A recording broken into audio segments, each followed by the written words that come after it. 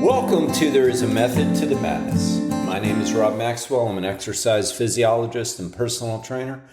I'm the owner of Maxwell's fitness programs, and I've been in business since 1994. The purpose of this podcast is to get to the real deal of what really works, and most importantly, why things work. Hence the name, There is a Method to the Madness. I've been going over all the acute program variables the last few podcasts. Hope you're enjoying them. I think they're really important. I'm going to pick up today on tempo. All right, before I get to that, let me thank Jonathan and Lynn Gilden of the Gilden Group at Realty Pros. They're committed to providing the highest level of customer service in home sales.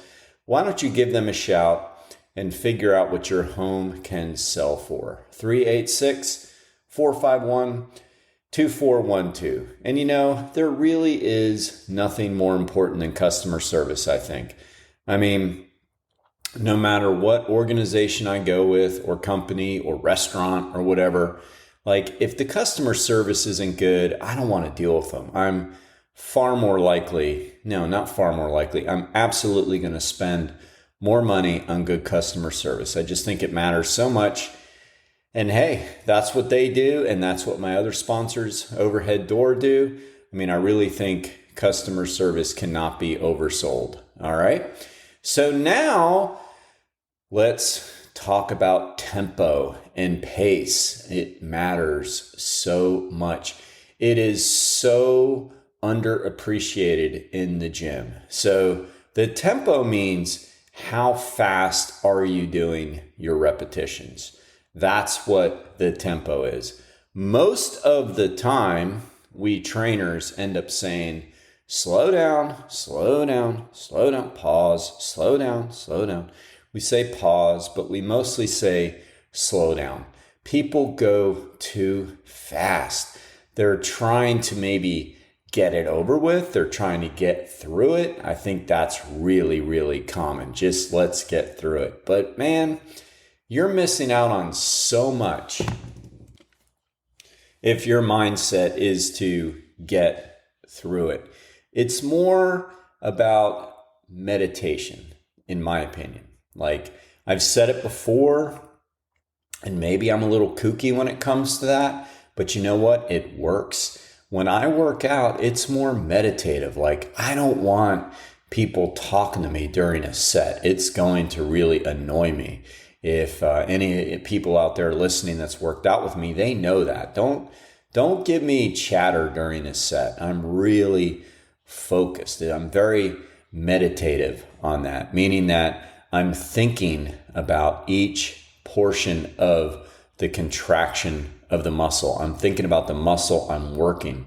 I'm thinking about the tempo. I'm thinking about where I need to pause. I'm really focused. And look, studies back this up. Studies have shown that if you focus on the muscle you're working on, like really paying attention to it, kind of like the good Zen Buddhists tell us when we meditate for real, to focus on the breathing, like feel the inhalation coming in and feel the exhale leaving. When we really focus on that, the studies have shown that you get 20% more engagement of that muscle. 20% is quite a bit, ladies and gentlemen. So when we are working out, we need to pay attention to the tempo. The tempo is really the first thing that we need to pay attention to in regards to momentum and that meditative state that you can get into with that. Like it begins with tempo. Tempo gives you a number to focus on, all right? So I want you to think about this. When you're contracting a muscle, you're actually contracting the muscle both during the positive and the negative. You're just contracting it differently. But when you're lifting the load, so when you're at the hardest point of the repetition, when you're actually lifting the load, that's called the concentric contraction. That's when the muscle fibers shorten to contract the muscle, all right? So that is on your way up, so to say, like on a squat when you're pushing up, that's on the concentric portion of the contraction or the shortening of the muscle. Now, a second part on most exercises, not all, but most, you're going to have an isometric contraction. That's the pause. Now, we pause on all upper body flexion exercises. We don't pause where the joint helps us out. So, for example, on a chest press or an overhead press, if we're locking out, because that would be where the pause is technically, if we're locking out, stopping there, well, we're using a hinge joint of the elbows. So really the bones are locked out. That's holding load. So basically it's unnecessary. Not necessarily bad, but unnecessary. But on many exercises, and really it's hard to describe that in the podcast, but on many exercises, for example, again, upper body flexion exercises like rows or pull downs or bicep curls, lower body flexion exercises like leg curls, and actually some plantar flexion exercises like calf raises, there is going to be a pause. So that's the second part of the contraction. The third part is the eccentric contraction. So they're contracting in all three parts. But in the eccentric contraction, the muscle is actually lengthening as it's contracting. All right. So there's still contraction. In other words, it's still involved. You're not just supposed to let it fly down. As a matter of fact, the eccentric should take longer than the concentric. In other words, the lowering phase, because the eccentric contraction is 50% stronger than the concentric contraction. So if you want to get more out of it, you're going to fight the load down, not just let it fly down. Tempo really, really matters. All right. Now, let me give you some common tempos.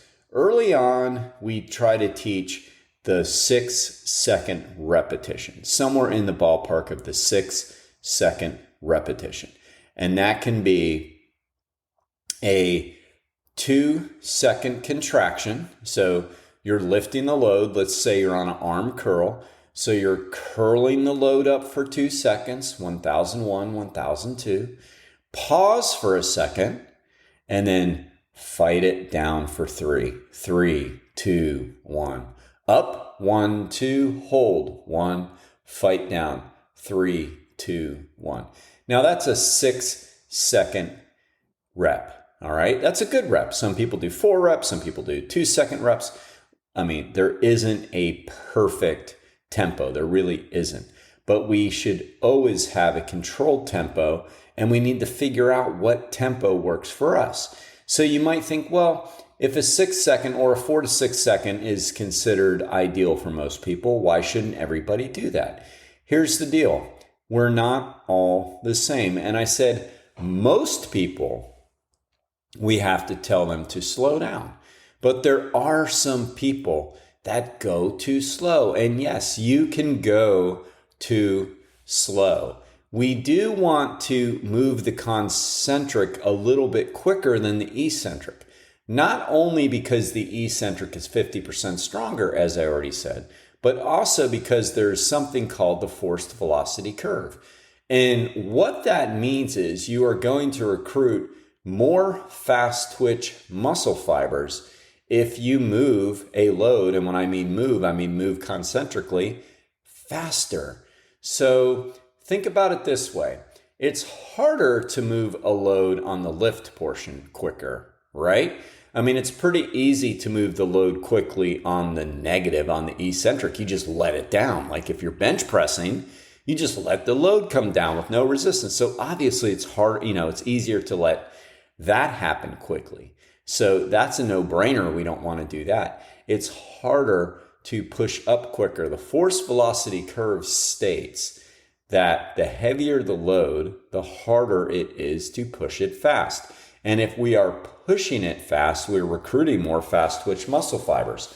And when we strength train, ideally, we're trying to utilize the fast twitch muscle fibers. They're the ones that make us stronger, where the slow twitch muscle fibers are more based on muscular endurance. So we don't always want to go slower in all cases. How do we know? if we are under control. That's the biggest key. Pay attention to the tempo in that. Go as fast as you can on the concentric, on the shortening, on the lifting, but in control, meaning don't use momentum. I'm going to go back to curls again. Curls is kind of a good one for everybody to think about. Let's say you're doing standing dumbbell curls. So you're trying to shorten or lift the dumbbells into you on a curl. But if you kind of do that little knee bend and hip thrust, well, yeah, that speeds it up, but you're not using the right muscles. We never want to use that. We never want to use momentum, and we never want to use other muscle groups to help us lift unnecessarily. But we want to try to move it quickly, but under control. Remember that on the concentric. Quickly, but under control. Squeeze and pause at the top, just briefly. So catch it at the top, squeeze it. Don't just let it fly up, fly down. Don't do that. And then lower, 3, 2, 1. To me, that's the ideal tempo for most people, all right? I can't say everybody because everybody's different. I mean, there are some people that they just go too slow naturally. And so we don't ever want to tell them to slow down. Some people we try to speed up. And then when we try to speed them up, sometimes they're using momentum. So tempo can be very difficult for a lot of people. And look, I get it. It can be hard. Now in the gym, tempo isn't hard for me. It kind of comes for me pretty naturally. I don't know if that's because I've been, lifting weights since I was 16 or 15 or 14 years old. I don't know. But it doesn't always come naturally to me and everything. I mean, I literally just finished a piano lesson with my remote piano instructor, Natalie Wright, who is phenomenal. And man, I battle tempo all the time when it comes to music. I just, I don't know. I just don't know that I have a lot of rhythm. I'm not sure what it is, but I know that she's always saying, Rob, it's a 2-4 count. It's a 3-4 count. It's a 4-4 count, and she makes me count, and it's really hard for me because I get kind of shy when I'm counting out loud or whatever, but it's good for me. I mean, it's good for me. So I can relate to people that might struggle with tempo in the gym because I struggle with it musically. I just know that we want to try to get it, and it is so, again, overlooked. People are always asking me, so how many sets is ideal for my chest? Should I be doing, 6 sets, 3 sets, 2 sets, whatever. How much load should I use? Important. How many reps should I be doing? I'm trying to get bigger. Should I be doing like higher reps with lighter loads or heavier loads with less reps? I'm talking too fast here. I'm out of tempo. So, all that's important, but rarely do they say, what about the quality of the rep? Like, why didn't that ever come up? I mean, we don't think of quality in so many things in life these days. And man, it's all about that in strength training. It is so much quality over quantity. I mean, people will go to the gym and they'll say, I'm doing 3 sets of 10 on this, and I'm doing 2 sets of 10 on this, and I'm doing 4 sets of 12 on this. And I'm going, okay.